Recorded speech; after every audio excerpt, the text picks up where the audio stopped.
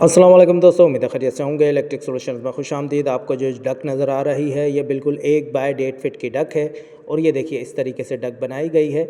ठीक है, इसको होल्ड करने के लिए आरसीसी में ड्रिल किए और नट बोल्ट की मदद से, फ्रेम की मदद से इसको होल्ड किया है। हम लोगों ने 1 फीट बाय 1.5 फीट की डक है। इसके अंदर हम लोगों ने होल करके एक राउंड ब्लॉक लगा दिया जाता है। ठीक है, इसका काम ये होता है, ये हर वाशरूम के ऊपर एक एक ब्लॉक लगा दिया जाता है। ये फ्रेम है जिसकी मदद से हम लोगों ने डक को होल्ड किया हुआ है और इसके एंड पे हम लोग एग्जॉस्ट फैन लगा देते हैं।